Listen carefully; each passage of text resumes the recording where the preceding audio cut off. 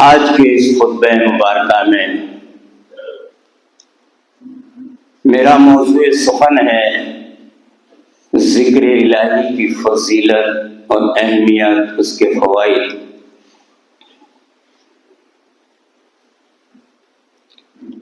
اللہ سبحانہ و تعالیٰ نے سورہ احزاب میں ارشاد فرمایا، یا ایھا الذین آمنوا اذکروا اللہ ذکرا کثیرا، اے ایمان والو اللہ کا ذکر کثرت سے کرو، وسبحوا بکرۃ واصیلا، اور صبح شام اس کو یاد کرو۔ پھر اللہ نے ایک جگہ فرمایا وَلَذِکْرُ اللَّهِ اکبر، اللہ کا ذکر سب سے بڑی چیز ہے۔ پھر اللہ نے متعدد مقام پر اپنا ذکر کرنے کے لیے، اللہ کو یاد کرنے کے لیے قرآن کریم میں مختلف مقامات پر اس طریقے کی آیتیں نازل فرمائیں۔ سورۃ البقرہ پارہ نمبر 2 آیت نمبر 152 ہے۔ اللہ نے فرمایا فاذکرونی اذکرکم واشکروا لی ولا تکفرون، میرے بندو تم مجھ کو یاد رکھا کرو، میں تمہیں یاد رکھوں گا، اور میرے شکر گزار بن جاؤ، نہ شکر مت بنو۔ بار بار اللہ یہی تاکید کر رہا ہے۔ یہ ذکر ہے کیا چیز؟ ذکر کے معنی کیا ہیں؟ ذکر کے فائدے کیا ہیں؟ ذکر کے معنی ہوتے ہیں یاد دہانی، اللہ کو یاد کرنا، نماز کے ذریعے سے، ذکر و اذکار کے ذریعے سے، تسبیح و تحلیل کے ذریعے سے، قرآن کی تلاوت کے ذریعے سے، توبہ استغفار کے ذریعے سے۔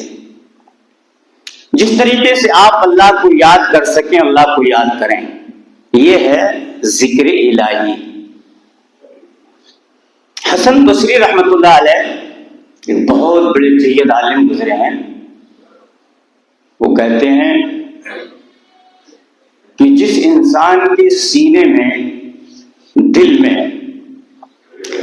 3 چیزیں اگر نہیں ہیں تو وہ یہ سمجھ لے کہ اس کا دل بالکل کورے مٹکے کی طرح ہے، بالکل خالی ہے۔ 3 چیزیں کیا ہیں؟ اگر کوئی آدمی نماز نہیں پڑھتا، مسلمان ہونے کا دعویٰ کرتا ہے اور نماز سے دور ہے، سمجھ لے وہ کہ میرا دل ایمان سے بالکل خالی ہے۔ دوسری چیز، اگر وہ اللہ کو یاد نہیں کرتا، اس کا ذکر نہیں کرتا، تسبیح تحلیل نہیں پڑھتا، تو وہ بھی یہ سمجھ لے کہ اس کا دل بالکل خالی گھڑے کی طرح ہے، اجڑے مکان کی طرح ہے جس میں کوئی نہیں رہتا۔ اجڑے مکان کو تو آپ جانتے ہیں نا، وہ مکان آباد ہے جس میں لوگ رہتے ہیں، ہنستے بولتے ہیں، بیٹھتے اٹھتے ہیں، اور جس میں کوئی نہیں رہتا پھر اس کا حال کیا ہوتا ہے سب جانتے ہیں۔ جو دل اللہ کی یاد سے غافل ہے وہ یہ سمجھ لے کہ وہ بالکل ویران گھر کی طرح ہے، اس کے سینے میں، اس کے دل میں ایمان نہیں ہے۔ تیسری چیز، قرآن پڑھا ہوا ہے لیکن قرآن کی تلاوت نہیں کرتا۔ ایسے 1 2 نہیں، سینکڑوں گھرانے ہیں، ہر جگہ میں نے دیکھا، مشاہدہ کیا، غور کیا کہ کہیں سے بھی قرآن کی تلاوت کی آواز بعد نماز فجر نہیں آتی۔ عہد نبوی میں، عہد صحابہ میں، عہد تابعین میں ان کی یہ شان تھی کہ بعد نماز عشاء بھی ان کے گھروں سے قرآن کی تلاوت کی آواز آیا کرتی تھی، اور بعد نماز فجر بھی قرآن کی تلاوت کی آواز آیا کرتی۔ دلیل یہ ہے کہ جو کفار مکہ، دشمنان اسلام، مسلمانوں کو اور اسلام کو صفحہ ہستی سے مٹانے کے لیے کوشاں رہتے تھے، وہی مکانوں کی دیواروں سے آڑ لے لے کر قرآن کی تلاوت صحابہ کی زبان سے سنتے تھے۔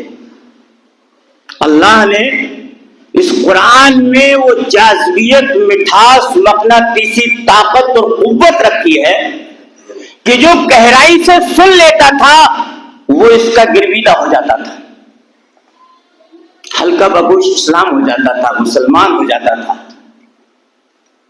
لیکن آج افسوس کی بات ہے کہ ہمارے گھروں میں خواتین بھی قرآن شریف ناظرہ پڑھی ہوئی ہیں، بچیاں بھی پڑھی ہوئی ہیں اور پڑھ رہی ہیں، بچے بھی پڑھے ہوئے ہیں اور پڑھ رہے ہیں۔ بہت کم لوگ ایسے ہوں گے جنہوں نے قرآن نہیں پڑھا ہوگا۔ الحمدللہ یہاں پر یہ ایک بڑی مثالی بات ہے کہ بچے اسکول سے آنے کے بعد 2 ٹائم یہاں قرآن کی تعلیم لیتے ہیں، قرآن پڑھتے ہیں، یہ بہت اچھی بات ہے۔ لیکن کسی گھر سے بعد نماز عشاء، بعد نماز فجر قرآن کی تلاوت کی آواز نہیں آتی۔ اب آپ کہیں گے کہ پڑھتے تو ہیں مولانا لیکن من میں پڑھتے ہیں۔ میں نے ایک مسئلہ پہلے بھی بتایا تھا اور پھر بتا دیتا ہوں کہ مرد حضرات بآواز بلند قرآن کی تلاوت کریں گھر میں بیٹھ کر، تاکہ گھر کے تمام افراد اس کے سننے میں شامل ہو جائیں۔ اہلیہ چائے بنا رہی ہے، ناشتہ تیار کر رہی ہے، اہلیہ کا ذہن اس طرف لگا ہو، کان اس طرف لگے ہوں کہ میرا خاوند، میرا شوہر، میرا بھائی، میرا بیٹا قرآن کی تلاوت کر رہا ہے، یا اہلیہ قرآن پڑھ رہی ہے، شوہر، بیٹا یا بھائی کوئی قرآن پڑھا ہوا نہیں ہے، تو وہ گھر میں اس انداز سے قرآن پڑھے کہ گھر کے افراد کم از کم سن لیں۔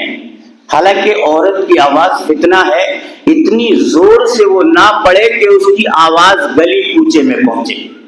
بات سمجھ رہے ہیں؟ لیکن مرد کے لیے ممانعت نہیں ہے۔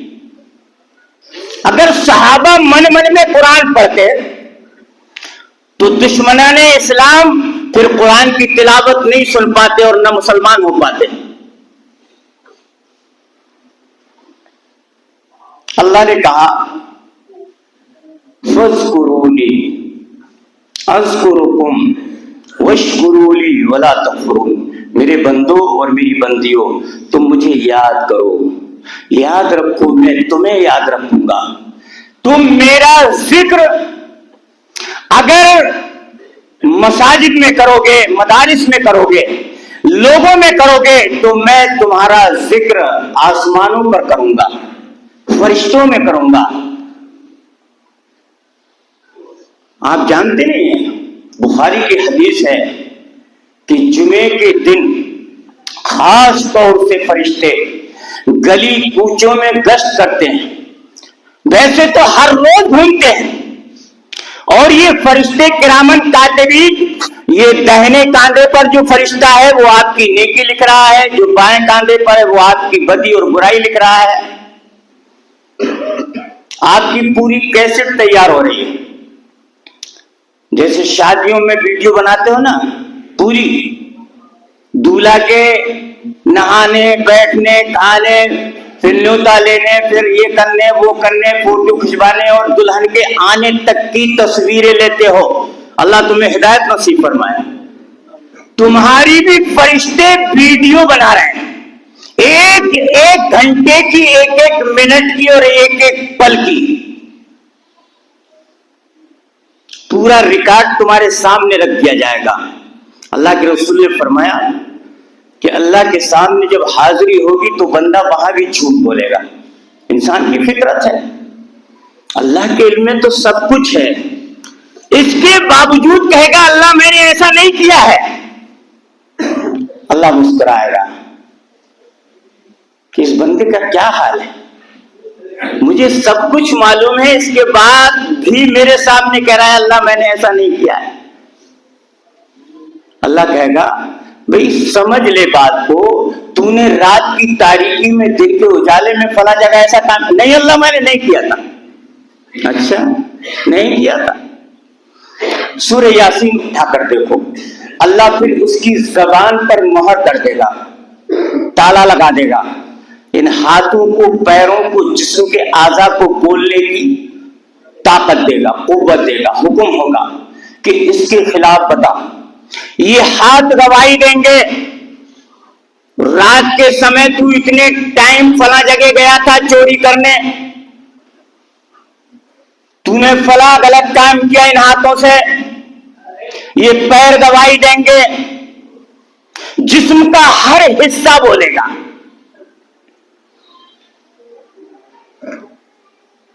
اس کے باوجود بھی کہے گا میں نے ایسا نہیں کیا ہے۔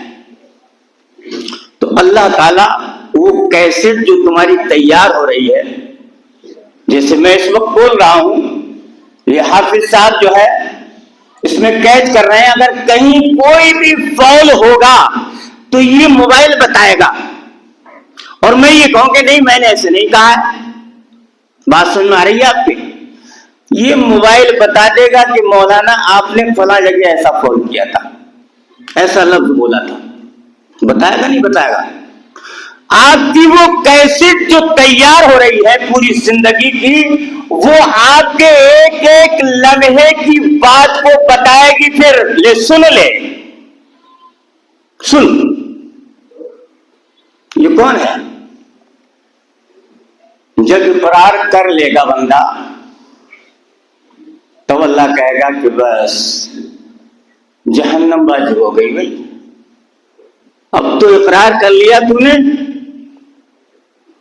میرے ذکر سے بہت دور رہا، قرآن کی تلاوت سے بہت دور رہا، نمازوں سے بہت دور رہا، جوا کھیلتا رہا، سٹا لگاتا رہا، جھوٹ بولتا رہا، دھوکہ دیتا رہا، عیاشی کرتا رہا، بے ایمانی کرتا رہا،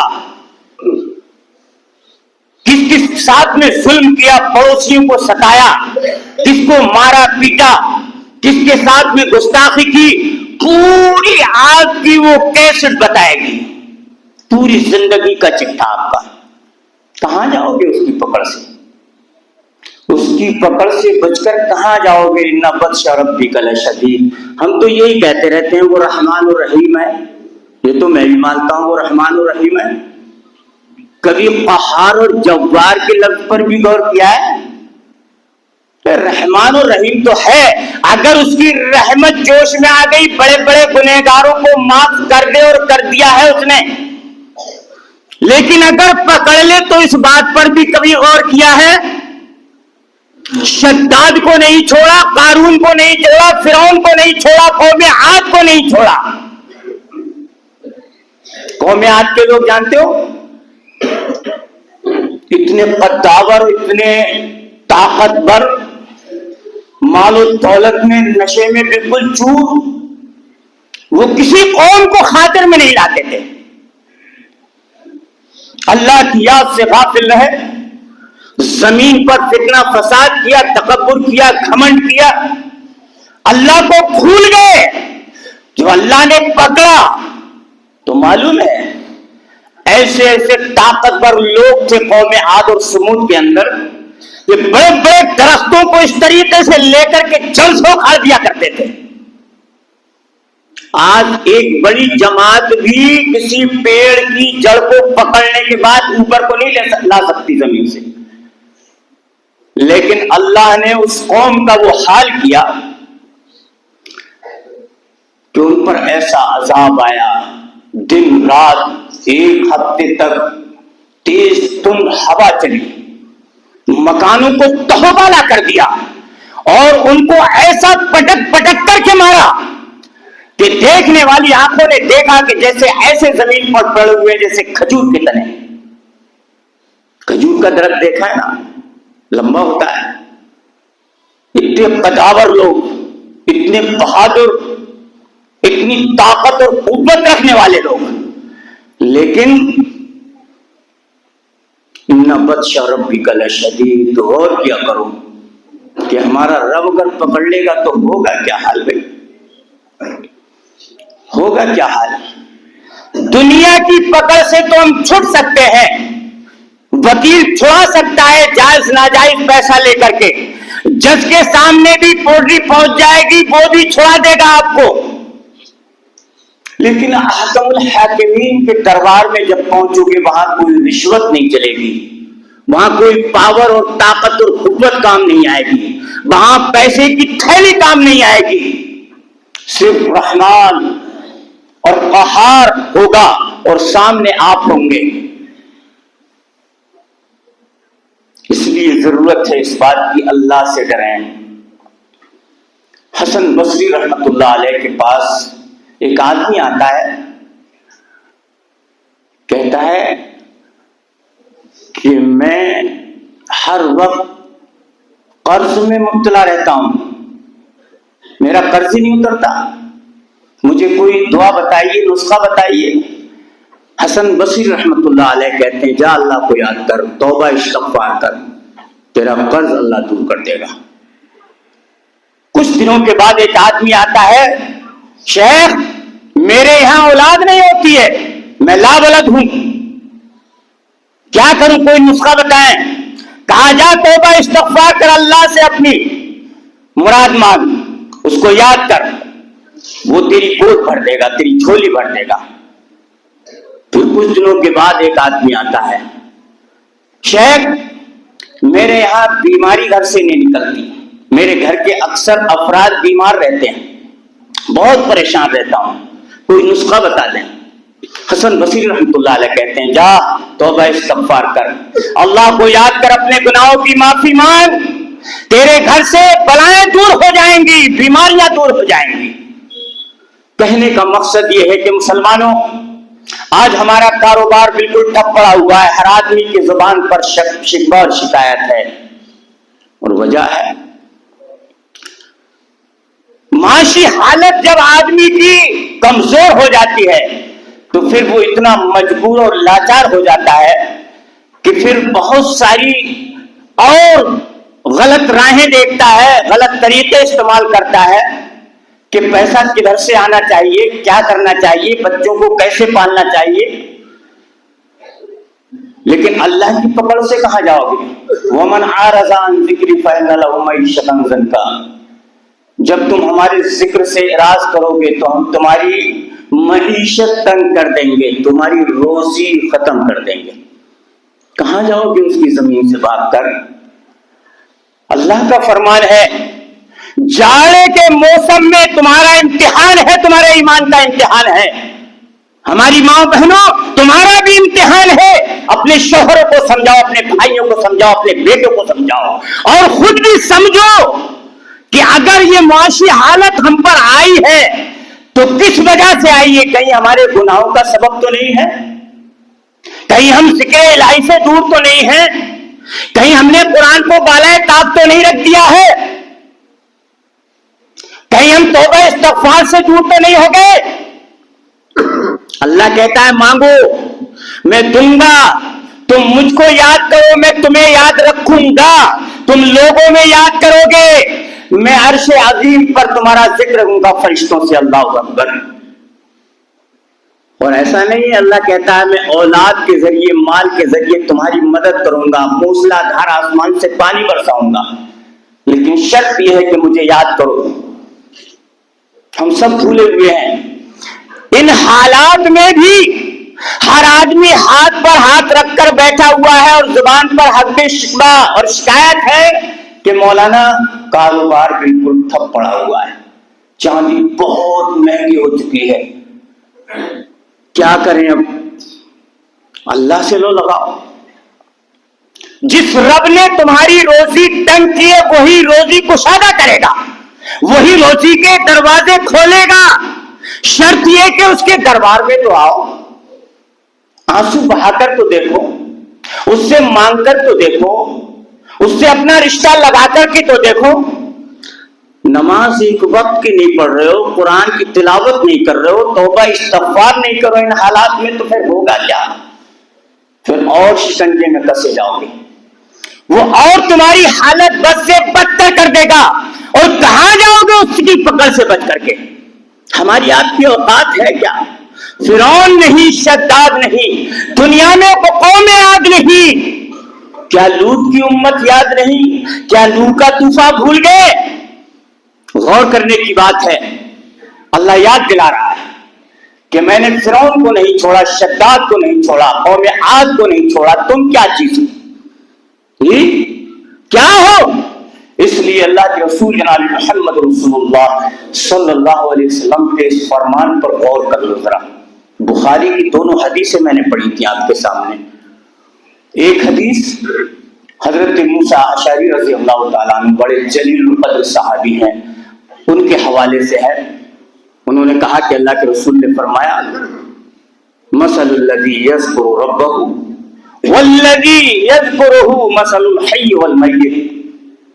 اس آدمی کی مثال جو اللہ کو یاد کرتا ہے، اور اس آدمی کی مثال جو اللہ کو بالکل یاد نہیں کرتا ہے، تو مسلمان اپنے آپ کو مومن ہونے کا دعویٰ کرتا ہے، موحد ہونے کا دعویٰ کرتا ہے، مسلمان ہونے کا دعویٰ کرتا ہے، لیکن نماز ایک وقت کی نہیں پڑھتا، قرآن کی تلاوت نہیں کرتا، توبہ استغفار نہیں کرتا، ذکر و اذکار نہیں کرتا۔ ایک وہ آدمی جو اللہ کو یاد کرتا ہے، 5 وقت نمازیں پڑھتا ہے، ذکر و اذکار کرتا ہے، توبہ استغفار کرتا ہے، قرآن کی تلاوت بھی کرتا ہے موقع و موقع جیسا اسے ٹائم ملتا ہے، دونوں برابر نہیں ہو سکتے۔ ایک زندہ ہے اور ایک مردہ ہے۔ اگر سمجھ میں تمہاری آ جائے تو آج سے توبہ کر لینا، اور کام نہیں ہے بالکل گھر پر بیٹھے ہوئے خالی اوقات میں بھی تم اللہ کو یاد نہیں کر سکو گے، اسے نہیں منا سکو گے، اس کے یہاں حاضری نہیں دے سکو گے، تو پھر حال ہوگا کیا؟ جی ویسے تو بہانہ ہوتا ہے کہ مولانا میں باہر تھا، مولانا کام بہت ہائی چل رہا ہے، میں بزی تھا اس لیے نماز نہیں پڑھ سکا۔ جی کام نماز کو نہیں روکتا، نماز کام کو روکتی ہے۔ اگر تمہارے دلوں میں اللہ کا خوف، تقوی اور للہیت ہے تو تم کام چھوڑ کر کے بھی نماز اللہ کے گھر میں آ کر ادا کر سکتے ہو، اور پھر دیکھو اس کا ثمرہ اللہ تمہیں کتنا بڑھا کر دے گا۔ لئن شکرتم لازیدنکم ولئن کفرتم ان عذابی لشدید۔ کسی خطبے میں یہ ذکر کیا تھا شکر گزاری کے تعلق سے کہ اللہ نے کہا کہ اگر شکر گزار بنو گے، نمازیں پڑھو گے، مجھے یاد کرو گے، توبہ استغفار کرو گے، قرآن کی تلاوت کرو گے، تو تمہیں اور زیادہ دوں گا میں، اور اتنا زیادہ دوں گا کہ تمہارے وہم اور گمان سے بھی پرے ہوگا کہ یہ کہاں سے اللہ دے رہا ہے، بے گمان۔ ان اللہ یرزق من یشاء بغیر حساب۔ اللہ نے خود قرآن میں کہا کہ میں جب جس کو دینے کو آتا ہوں تو بغیر حساب و کتاب کے دیتا ہوں، کوئی حساب کتاب نہیں۔ آج لکھ پتی ہے، کل کروڑ پتی ہے، پھر ارب پتی ہے۔ کتنوں کو تو میں نے اپنی لائف میں دیکھ لیا، اللہ اکبر، جو کروڑوں پتی تھے آج وہ فٹ پاتھ پر ہیں، اور جن کے پیروں میں چپل نہیں تھی، کھانے کے لیے ایک ٹائم کا کھانا میسر نہیں تھا، پہننے کے لیے کپڑا میسر نہیں تھا، پہننے کے لیے پیروں میں جوتا اور چپل، آج وہ کروڑوں کے مالک۔ اس کے یہاں کوئی کمی ہے؟ میں نے اپنی بستی میں بھی دیکھ لیا، دھورا ٹانڈرا وہاں بھی دیکھا، اور بھی جگہوں پر دیکھا میں نے، اور اللہ کہتا ہے تلک الایام نداولها بین الناس۔ قرآن ہے اللہ کا کلام، کہتا ہے کہ ہم دنوں کو تمہارے درمیان الٹ پلٹ کرتے رہتے ہیں۔ ہمیشہ نہ کوئی امیر کبیر رہے گا، ہمیشہ نہ کوئی غریب رہے گا۔ اگر بادشاہ ہے تو ہمیشہ وہ بادشاہ نہیں رہے گا، اگر فقیر ہے تو ہمیشہ فقیر نہیں رہے گا، عزت دار ہے تو ذلیل ضرور ہوگا کبھی نہ کبھی، اور اگر وہ بہت زیادہ گھرا ہوا ہے تو اس کو بھی کبھی نہ کبھی اس کے دن بھی اللہ کرے گا۔ یہ ہے آیت کا مطلب کہ کبھی وہ عزت سے ہمکنار کرے گا، کبھی ذلت سے ہمکنار کرے گا۔ پھر دوسری حدیث ایک میں نے آپ کے سامنے پڑھی تھی، بخاری شریف کی سب سے آخری حدیث ہے، جلیل القدر صحابی حضرت ابو ہریرہ رضی اللہ تعالیٰ عنہ، وہ کہتے ہیں کہ اللہ کے رسول جناب محمد رسول اللہ صلی اللہ علیہ وسلم نے ارشاد فرمایا۔ کیا ارشاد فرمایا؟ کلمتان حبیبتان الی الرحمن خفیفتان علی اللسان ثقیلتان فی المیزان سبحان اللہ و بحمدہ سبحان اللہ العظیم. ان دو کلموں کو یاد کر لیا کرو، پوچھ لیا کرو علماء سے. اگر یہ دو کلمے تمہاری زبان پر ورد ہو جائیں اور زبان سے تم ادا کرنے لگو، انشاءاللہ اللہ تعالیٰ تمہاری زندگی میں انقلاب برپا کر دے گا. کلمتان حبیبتان الی الرحمن، دو کلمے ایسے ہیں جو رحمان کو بہت ہی پیارے.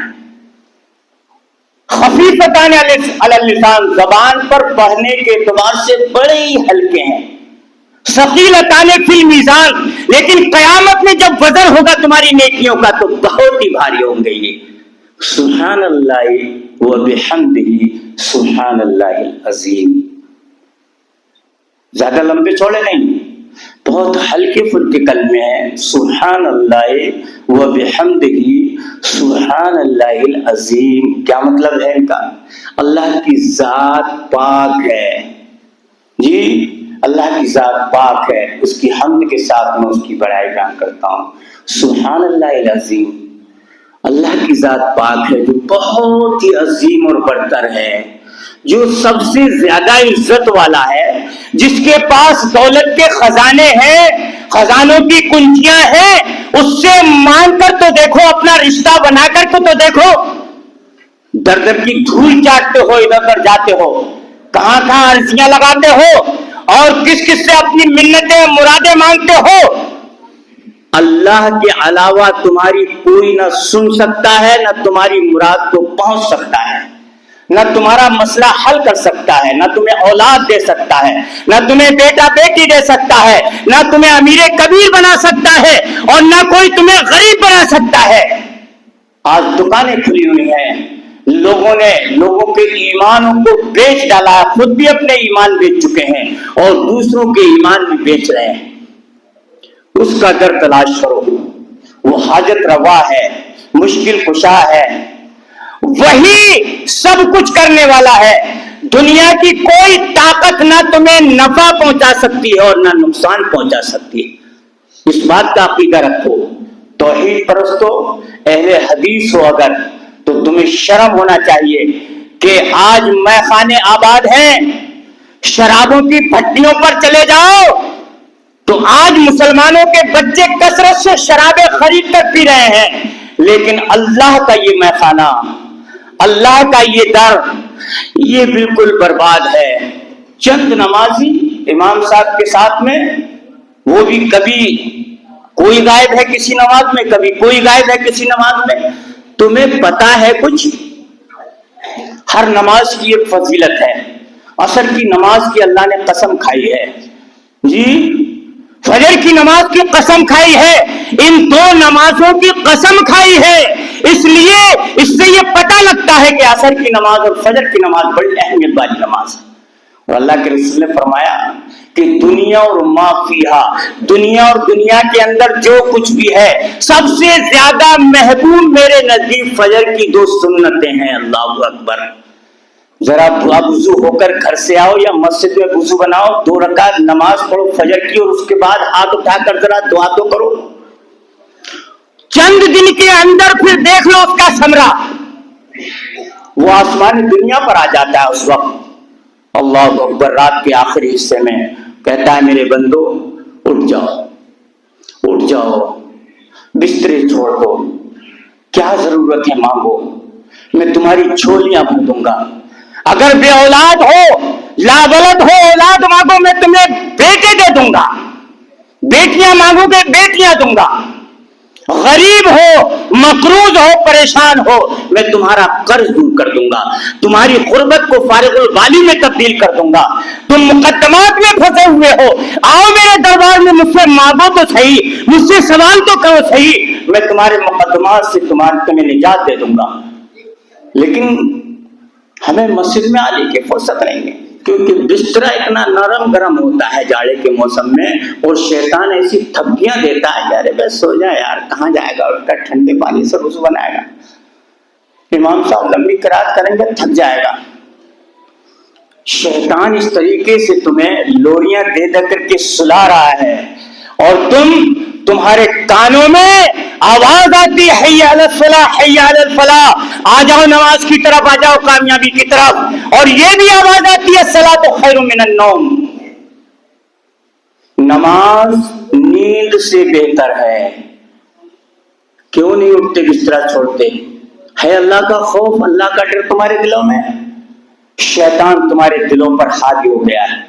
اگر اللہ سے نہیں ڈرو گے دنیا کی ہر چیز تمہیں ڈرائے گی، اور جب اللہ والے بن جاؤ گے من کان اللہ کان اللہ لہو، من کان للہ کان اللہ لہو، جو اللہ کا ہو جاتا ہے تو اللہ اس کا ہو جاتا ہے۔ ذرا ہو کر تو دیکھو اللہ والے، پھر اللہ جب تمہارا ہو جائے گا تو دنیا کی ساری مصیبتیں دور ہو جائیں گی، اللہ تمہارے کاروبار میں ترقی عطا کر دے گا۔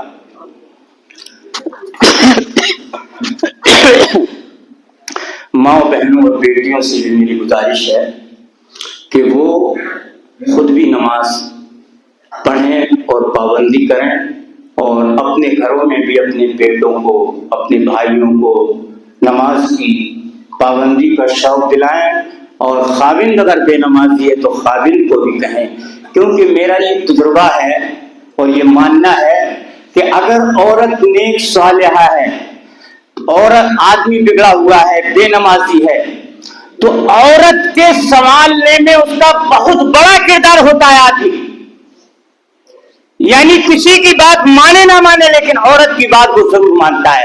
اور اس دور فتن میں تو اگر بری نہ لگے تو کہہ دوں 90-95% آدمی عورت کا مطیع فرما بردار ہے، اور یہ ہم پر جو تباہی اور بربادی آ رہی ہے یہ اسی کی وجہ ہے۔ بخاری کی حدیث ہے، اللہ کے رسول نے فرمایا جس گھر میں، جس بستی میں، جس قوم میں، جس ملک میں عورت حکومت کرے گی، وہ قوم، وہ بستی، وہ گھر ہمیشہ تباہ اور برباد رہیں گے۔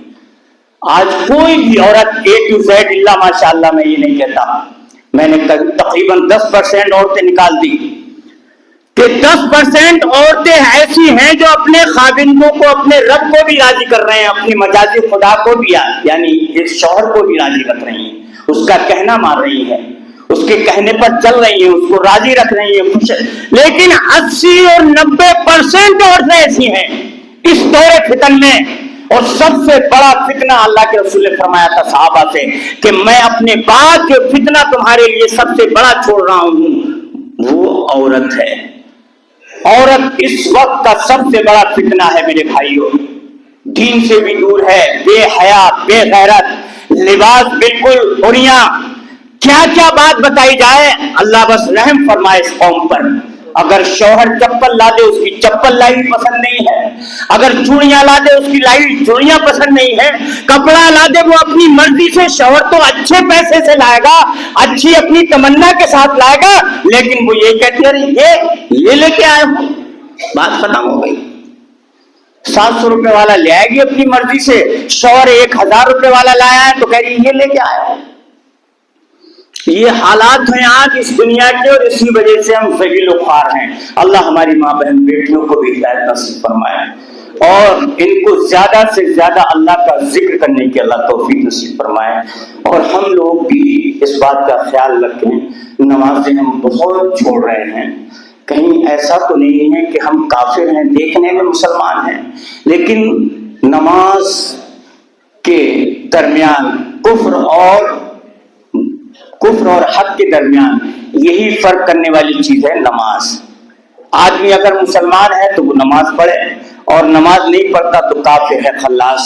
یہ اللہ کا کلام بھی کہہ رہا ہے اور نبی کا فرمان بھی کہہ رہا ہے۔ انہی باتوں پر میں اپنی بات ختم کرتا ہوں، اللہ سے دعا کرتا ہوں کہ اللہ ہمیں پکا سچا نمازی مسلمان بنا دے، توحید پرست بنائے۔ اللہ اے اللہ ہم میں جو بیمار ہے صاحب فراش ان کو شفا کل شفا اللہ کاملہ فرما دے۔ اللہ جو غیر وطن میں ظالموں کے چنگل میں پھنسے ہوئے ہیں تو اپنی رحمت کاملہ سے انہیں بری فرما دے. اللہ ہماری ماں بہنوں کو حیادار اور غیرت دار بنا دے. اے اللہ فاطمۃ الزہرا جیسا ایمان ان کے دلوں میں نصیب فرما دے. اے اللہ ہمارے نوجوانوں کے دلوں میں بھی خالد بن ولید، حضرت علی، سعد بن وقاص جیسا جذبہ ایمانی عطا فرما دے، استقامت عطا فرما دے، ثبات قدمی عطا فرما دے. اللہ ہم بے روزگار ہیں، اس وقت بہت ہی زیادہ پریشان ہے. اللہ تجھ سے التجا کرتے ہیں، اللہ ہمیں روزی روزگار میں خیر و برکت عطا فرما دے. اے اللہ غیب سے روزی کے سامان مہیا فرما دے، تو سازگار ہے. اے اللہ تو جب چاہے تو ہماری روزیوں میں برکت کر سکتا ہے. اللہ ہم تجھ سے برکت کی دعا کر رہے ہیں، اللہ ہماری روزی کے راستے کھول دے پروردگار. اور ہمارے جو بھائی دین سے دور ہیں ان کو ہدایت نصیب فرما دے.